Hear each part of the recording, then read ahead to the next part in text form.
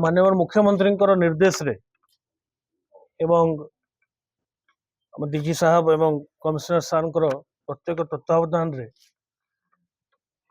Road safety related enforcement जो traffic safety drunken driving एवं जो रैश एंड नेग्लिजेंट ड्राइविंग तत्संगे संगे जो नॉइज पोल्यूशन करी शब्द प्रदूषणकारी बाइक्स और मोटर व्हीकल्स जोटा बेनियम साइलेंसर लगौचंती एवं गोटे विकटाल शब्द प्रोड्यूस करुचंती जो विशृंखलता आचरण देखौचंती एवं विशृंखला होची समाज रे ताकू कड़ाकड़ी भाव रे एनफोर्स करबा पई ताकू बंद करबा पई मुख्यमंत्री हमको निर्देश देथिले एवं आमे आगरू जो सब एनफोर्समेंट एक्टिविटीज करथिलु ताकू आउरी इफेक्टिव करबा पई आमे स्वतंत्र मुहिम कमिश्नरेट सहरांचल पुलिस तरफ आरंभ होईची।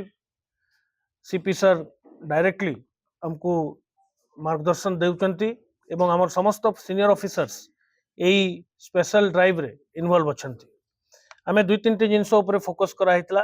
प्रथम आपण जानिचंती जे पीक आवर्स रे राजधानी रे बहुत जनसमागम होउची, गाड़ी संख्या बहु मात्रा रे बढ़ीची एवं परिसीमा मध्य बढ़ीची। किसी ट्रैफिक कंजेशन इंपोर्टेंट जंक्शंस रे हमें सब बळे अनुभव करछु। हमको निर्देश दिया हितला जे ताकू केमती ईज करया पई वेटिंग टाइम केमती कमिबो, ट्रैफिक कंजेशन केमती न होबो से प्रति ध्यान देवा पई ता ऊपर मध्य हमें स्वतंत्र एबे कार्यक्रम ग्रहण करा जाउची। मोर ट्रैफिक ऑफिसर्स और ट्रैफिक कांस्टेबल और जोगे दिया जाइए ट्रैफिक विंग को से मैंने स्वतंत्र भाव से कार्य करुचंती। तत्संगे संगे द्वितीय रैश एंड नेग्लिजेंट ड्राइविंग एवं जो विशृंखलित आचरण करी शब्द प्रदूषणकारी बाइक गुड़ाक जो चलाचल होउची भुवनेश्वर रे आम शहर रे ताकू कंप्लीटली केमती बंद करा जाई परिबो से ऊपर हमर स्पेशल ड्राइव आरंभ करछु। एही संक्रांत रे आपण देखुथिबे जे गत काली गोटे दिन रे ही आमे 100 रु ऊर्ध्व ए प्रकार रो बाइक को जबत करा हेची। से साइलेंसर से शब्द प्रदूषणकारी साइलेंसर गुड़ा को कढ़ा जाइए बाइक रो एवं से बाइक को जबत करी आमे ताको सीज करिछु। से माने विथ ड्यू प्रोसीजर कोर्ट रो ताको रिलीज करके नहीं पारिबे।